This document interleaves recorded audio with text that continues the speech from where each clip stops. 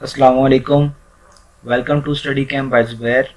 आज हाजिर हैं अपनी पाक स्टडी की चौथी वीडियो के साथ, जिसमें हम MCQ 61 से 80 तक करेंगे। 20 MCQ जिसमें हम कवर करेंगे। हर MCQ की एक्सप्लेनेशन और पिक्चर साथ दी गई है। आप अपने नोट्स में इस वीडियो को भी साथ शामिल करें। इससे पहले 4 वीडियोस अपलोड हो चुकी हैं।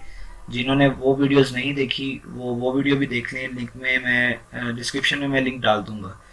तो ज़रूरी है कि वो वीडियोस भी आप देखें ताकि आप सीरीज़ को प्रॉपर फॉलो करें। तो चलते हैं अपने पहले एमसीक्यूज की तरफ। English newspaper comrade in India was publish from. तो जो कॉमरेड न्यूज़पेपर इंग्लिश में था, इंडिया के अंदर पब्लिश हुआ है, ये इंडिया की किस सिटी से पब्लिश होना शुरू हुआ है? तो ये कलकत्ता से हुआ था। अब कॉमरेड के बारे में एक बड़ा इंपॉर्टेंट क्वेश्चन है और जो बड़ा रिपीट भी होता है पीपीएससी में, वो ये कि कॉमरेड किसने पब्लिश करवाया और कब करवाया? तो ये मोहम्मद अली जौहर ने पब्लिश करवाया 1911 से 1914 के दौरान। तो अगला question, who was popularly known as nightingale of India. तो नाइटिंगेल ऑफ इंडिया किसको कहा जाता है? ये सरोजनी नायडू हैं। सरोजनी नायडू को क्यों कहा जाता है नाइटिंगेल ऑफ इंडिया? क्योंकि ये इंडियन फेमिनिस्ट थी। फेमिनिस्ट उसको कहते हैं जो औरतों के हकूक में बात करता है। तो इसलिए इनकी जो बर्थडे है 13 फरवरी को, वो एज अ वुमेन डे भी मनाई जाती है। तो ये इंडिया की पोइट भी रह चुकी हैं। Who seconded the Pakistan Lahore resolution from Sindh. Sindh से जो लाहौर रेजोल्यूशन थी वो किसने सेकेंडेड की? तो वो की थी जनाब सर अब्दुल्ला हारून साहब ने। अब लाहौर रेजोल्यूशन बेसिकली है क्या? लाहौर रेजोल्यूशन एक वो रेजोल्यूशन है जिसमें डिमांड की गई कि जो हमारे ब्रिटिश इंडिया के जो मुस्लिम्स हैं उनके लिए हमें एक सेपरेट होमलैंड चाहिए। तो ये जो लॉन्च हुई, ये जो अपना लाहौर रेजोल्यूशन हुई, ये 22 से 24 मार्च 1940 के दरमियान में हुई। तो ये एक बड़ा इंपॉर्टेंट क्वेश्चन है। अगला question, who second the Pakistan Lahore resolution from Balochistan. अच्छा सर, जो है क्वेश्चन वो बड़े डिफरेंट एंगल से पूछता है। लाहौर रेजोल्यूशन तो है ही, लेकिन लाहौर रेजोल्यूशन मुख्तलिफ जो सूबे थे और मुख्तलिफ जो पर्सनैलिटीज थी उनमें से किसने जो है इसको सेकंड किया था? तो अब ये पूछ रहा है बलोचिस्तान से किसने इसको सेकंड किया? काजी ईसा ने किया। NWFP जिस जो पुराना नाम है हमारा KPK का, तो KPK से इसको किसने सेकंड किया? तो ये किया था सरदार औरंगजेब ने किया था। Who second the Pakistan Lahore resolution from Punjab. तो पंजाब से किसने किया? मौलाना जफर अली खान ने किया। अगला क्वेश्चन है, Khanpur mosque incident took place in. तो खानपुर मॉस्क जो है इंसिडेंट ये कब हुआ था? ये हुआ था 1913 के अंदर। अब खानपुर मॉस्क है क्या? खानपुर मॉस्क बेसिकली ये मस्जिद थी जिसको विजिट किया था जेम्स मैस्टन ने 20 जुलाई 1913 को। इसने ये मस्जिद को विजिट किया और इसने ये फैसला किया कि मस्जिद के जो ईस्टर्न पार्ट है उसको अबॉलिश कर दिया जाएगा। तो एहतजाज किया, प्रोटेस्ट किया और प्रोटेस्ट की वजह से उनके ऊपर फायरिंग वगैरह भी हुई थी।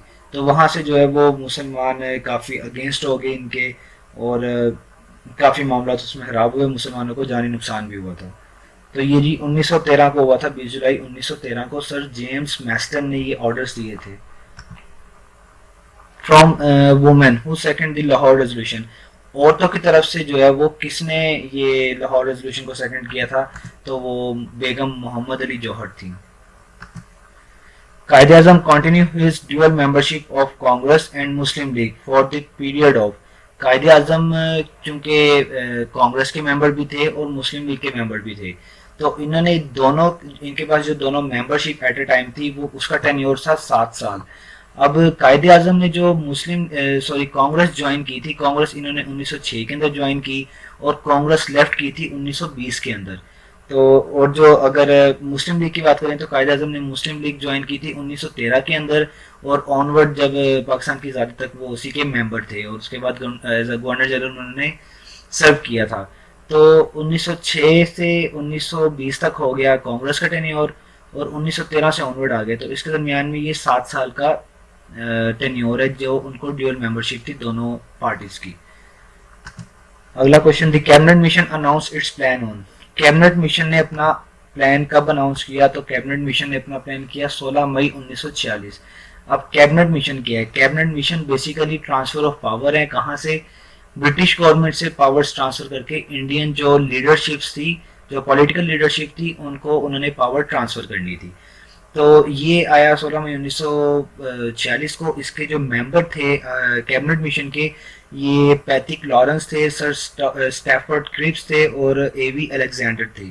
अब ये मिशन जो है ये हो गया फेल। फेल क्यों हुआ? क्योंकि उस वक्त दो पार्टीज थी इंडिया में, एक थी इंडियन नेशनल कांग्रेस और दूसरी थी मुस्लिम लीग। तो अब जब जाहिर बात है दो पार्टीज हैं तो उनका आपस में इख्तलाफ तो होगा कि पावर हमें मिले, दूसरी पार्टी की पावर हमें मिले। इस वजह से ये जो मिशन था फिलहाल ये पहले फेल हुआ। फिर ब्रिटिश गवर्नमेंट ने रिप्लेस किया लॉर्ड वेबल को, क्योंकि जब ये मिशन आया था उस वक्त इंडिया के जो वाइस रॉय थे वो थे लॉर्ड वेबल। तो फिर ब्रिटिश गवर्नमेंट ने लॉर्ड वेबल को जो है रिप्लेस किया लॉर्ड माउंटबेटन से, कि वो इस बारे में कोई नया सोल्यूशन ढूंढे। Congress agreed separate electorates for Muslim league. Congress कब एग्री हुई थी मुसलमानों को लेजिस्लेचर में सेपरेट इलेक्टोरेट देने के लिए? तो ये हुई थी लखनऊ पैक्ट के थ्रू। अब लखनऊ पैक्ट के थ्रू ये एक एग्रीमेंट था जो इंडियन नेशनल कांग्रेस और मुसलमानों के दरमियान में एक कहने पीस एग्रीमेंट था, जिसके थ्रू जो है ये अलाउ किया गया, ये फैसला किया गया कि मुसलमानों को, क्योंकि मुसलमान उस वक्त रिलीजियस मिनॉरिटी में थे इंडिया में, तो उनको जो है लेजिस्लेचर में एक प्रॉपर सेपरेट इलेक्टोरेट दिया जाएगा। तो लखनऊ पैक्ट के थ्रू हमें सेपरेट इलेक्टोरेट मिला। उसके अलावा जो नीचे डिटेल्स दी गई हैं, जैसे Muslim League leader agree to join the Congress movement demanding Indian autonomy. तो मुस्लिम लीग ने जो है वो कांग्रेस की जो मूवमेंट थी उसको भी एग्री किया कि हम इंडियन ऑटोनॉमी चाहते हैं। Who was the first general secretary of the Indian National Congress? Indian National Congress जो 28 दिसंबर 1885 को बनी थी, इनके जो पहले जनरल सेक्रेटरी थे वो कौन थे? वो एलन ऑक्टेवियन ह्यूमे थे।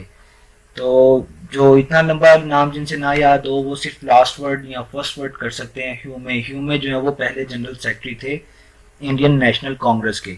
तो इनकी डिटेल की तरफ अगर चलें, Indian National Congress is a political party in India with wide spread root, founded in 28 December 1885।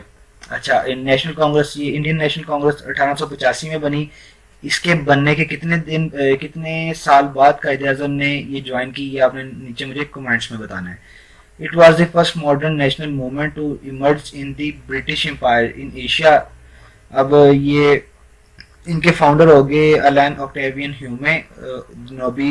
बाकी ये दो भी इनके साथ हैं, लेकिन जो मेन नाम आता है इनके जो फाउंडर हैं वो तो तीन है, लेकिन जो जनरल सेक्रेटरी थे वो हाली ह्यूमे थे। तो वैसे दादा भाई नरोजी और देशाओ एडलजी ये वाचा, ये भी इनके फाउंडर थे। इन तीनों ने मिलके जो है ये कांग्रेस बनाई थी। ये सवाल भी अक्सर आता है। Who was the first president of Indian National Congress? पहले में उसने पूछा है कि जनरल सेक्रेटरी कौन था इंडियन नेशनल कांग्रेस का, वो ह्यूमे है। और first president of the Indian National Congress, Indian National Congress का पहला प्रेसिडेंट कौन था? तो वो है वोमेश चंद्रा बनर्जी। तो जो हमारे जनरल सेक्रेटरी हो गए वो हमारे हो गए, जनरल सेक्रेटरी हमारे ह्यूमे हो गए, और जो प्रेसिडेंट हो गए, पहले प्रेसिडेंट, वो हमारे हो गए बनर्जी। तो आप लोग एक वर्ड ही याद कर लें तो बेहतर है। प्रेसिडेंट जो है वो बनर्जी है और जो गवर्नर जनरल थे वो ह्यूमे थे।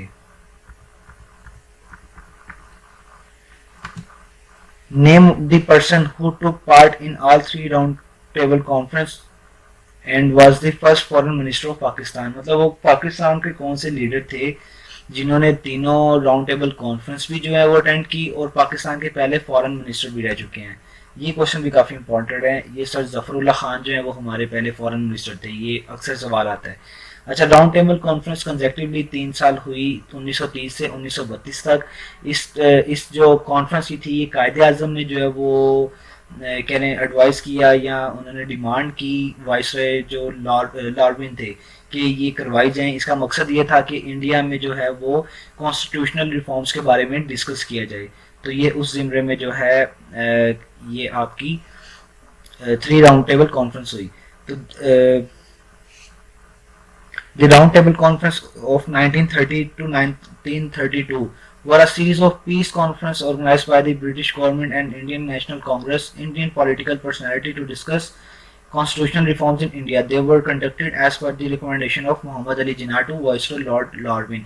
मोहम्मद अली जिन्ना ने रिकमेंडेशन दी थी लार्विन को कि ये करवाई जाएं और इंडियन कॉन्स्टिट्यूशनल रिफॉर्म्स के बारे में इस पर डिस्कस किया गया. Prime minister Ramsar McDonald and by the report submitted by the Simon Commission. Simon Commission की रिपोर्ट सबमिट करवाई गई.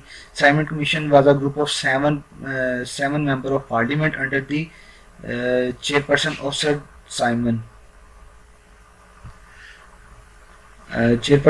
Simon.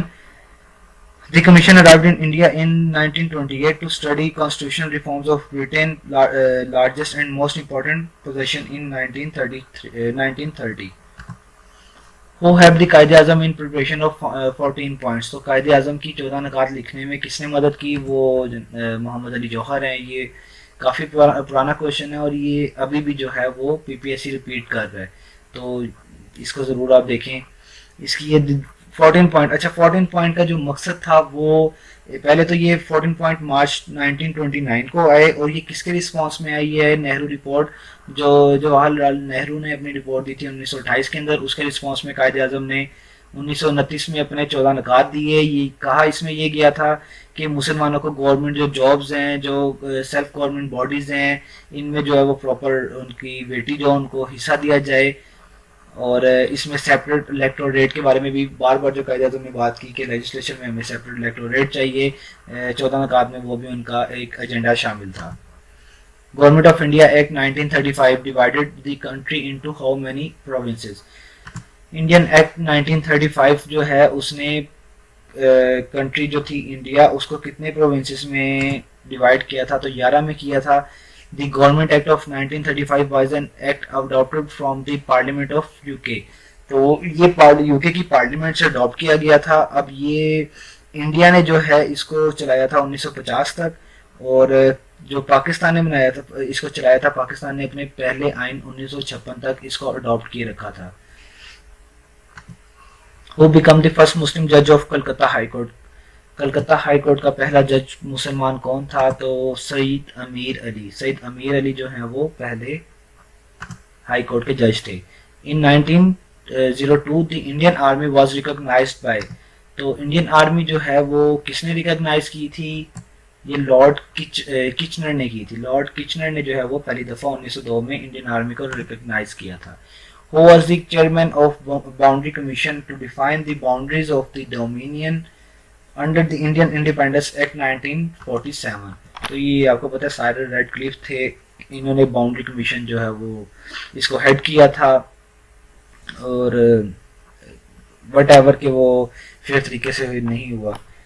Thank you so much. उम्मीद है आपको वीडियो पसंद आई होगी और उम्मीद करता हूँ कि आपने साथ अपने नोट्स बनाए होंगे और उनकी आप रिवीजन भी साथ साथ लाजमी करेंगे. दुआ में याद रखिएगा. अल्लाह हाफिज़.